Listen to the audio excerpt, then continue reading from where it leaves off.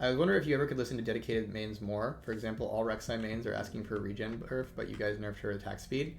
The problem is who is an actual dedicated main, and do they have the best? Do they actually know what's best for the champion? So a lot of mains will know what is best for winning on the champion.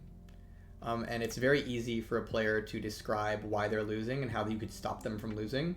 That doesn't necessarily mean that every main of a character knows like how to balance a character or what would be good for it in the long run. Like, as a silly example here, there was a couple of years, about a year after Jhin released, we nerfed him for pro, and he was like kind of bad for about 4 months. Well, now 4. And legitimately, I had like dedicated Jhin mains telling me you need to remove his reload. Jin's reload is the difference between him and all the AD carries who are good. So if you just removed it, Jhin could be a good champion. What are you doing keeping it there? Why don't you listen to mains? And it's like, well, in that situation, those Jhin mains were very good at understanding one of their weaknesses. They weren't necessarily good at understanding the things we could do to make the character like enjoyable or worth having that weakness. So that's like, it's kind of a note that like mains have their own sets of biases. And that doesn't mean that feedback from mains of a character is worthless. Like, oftentimes feedback from mains of characters is incredibly valuable. Like, when I'm working on a character, one of the things I'll often do is I'll like stream it, and you know, I'll get mains come into the chat and they'll be like, yo, August, did you think about this thing? And I'll be like, oh my god, I didn't think about that thing because I don't main Talia, but now that you mentioned it, let's take a look, right? Right? Like, Velkoz players being like, I think there's a number of Velkoz players in this situation about a year ago that were super toxic, but like, you know, Velkoz players being like, yo dog, we don't need more damage, like, we feel like we can't keep up with the pace of the game. And it's like, oh yeah, that was actually a very real thing, right? And so it's, mains could definitely 100% have like really, really good and thought out and input. But you also have to understand that mains are also very biased towards their character and might not necessarily know the best path forward for making them balanced, whereas often they might know the best path forward for like making them strong, which is, you know, a bit different, right?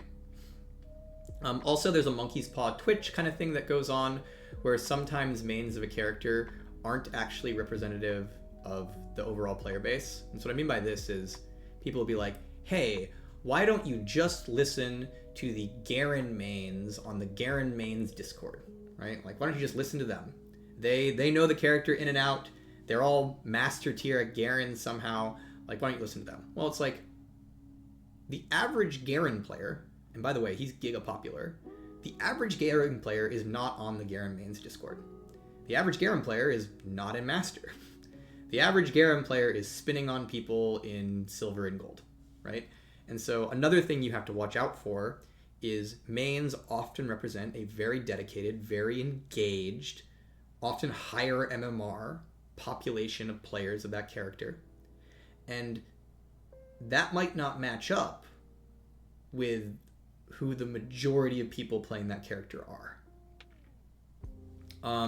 We run into this with Seraphine, actually. Like, you know, we get a lot of overwhelming feedback about Seraphine from Seraphine mains. Real Seraphine mains, I'm not saying they're fake or anything. Whenever we like tune her to be like less AP carry, more support, we get, you know, often get an overwhelming amount of feedback of like, hey, where's my AP carry? And again, that's valid. We don't want to just delete it, Seraphine AP carry. That's totally valid. But the people who aren't talking also tend to be the majority of people playing Seraphine, because the majority of people playing Seraphine are support players. And so in a world where we want to tune Seraphine for the, you know, her largest and most vibrant player base, we have to pay attention to how she feels as support, even if most of the feedback we would get from, you know, a dedicated group of Seraphine mains might be like those more engaged players who are playing her like, you know, as an AP carry. Which, again, doesn't mean that Seraphine shouldn't be viable as an AP carry. It's just like, there's like a lot of times with characters, there's like a silent majority of players who like are playing them in a place that might not match up exactly with what, you know, a super, super dedicated main might be thinking. Anyways, what I'm getting at is, you know, you gotta be this idea that like, hey, why don't you just listen to mains? They know what's up. It's more like, hey, mains have a specific opinion that can be very, very, very valuable, but that doesn't necessarily get you to the best version of a character, the most balanced version of a character, or even a version of the character that is wanted by the majority of people who play it. Doesn't mean that information isn't valuable though, because again, when I work on a character, I think talking to mains can be incredibly invaluable for like, especially like little feel things, where it's like one of the things that I found valuable when, say, working on Velkoz for a little bit is I actually just went and, you know, looked at a few posts by Velkoz players, looked at a few like clips from ASAP, and I was like, oh, there's a couple feel things on this guy that I quite literally just did not know about that I could probably fix. And I wouldn't have gotten that without hearing a main talk about it, right? So there's definitely, you know, a Talon main showed up to my stream a while back and was like, hey, did you know that Talon's Q feels really bad in this one situation? And I was like, no, I didn't know that. And then the next day I went into work and I asked the team, including I asked Freak and the team, I was like, hey guys, did you all know that Talon's Q feels bad in this very specific situation? And the team was like, yo, let's fix it. And then we did, right? And it was like, hey, that came from a dedicated Talon main who was definitely on the Talon main Discord and was definitely like really cared about Talon, right? But for every piece of feedback where you're like, hey, this thing feels bad, could you fix it? That's good.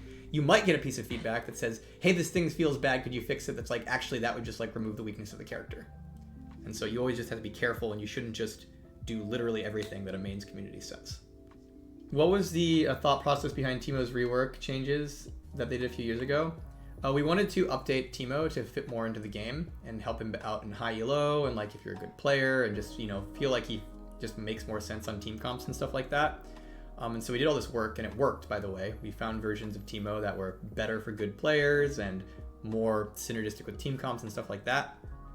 But then we had TEEMO players to test it, and they were like, but wait, I don't play TEEMO to be good in high elo. I don't play TEEMO to fit into team comps. I play TEEMO to right-click people, poison them, run around and laugh in top lane and put mushrooms everywhere. And so it was kind of a thing where by making TEEMO more like other characters and fit better into the game, we also like had to like reduce like the reasons people were picking TEEMO. And so it wasn't necessarily clear when we were doing that rework that the changes would be long-term good for TEEMO mains, which are a very real subset of the league population. Like there's a lot of people who really like playing TEEMO. TEEMO is one of our, basically our most popular non-melee top laner for the most part. And so if you're a player who likes something different in top lane, TEEMO is one of the best things we offer you there. And there's a lot of people who like that. So it's kind of a thing of like, is it worth making a character, you know, fit more into the game if it comes at the cost of like what the people playing it might want? And that's not always worth it.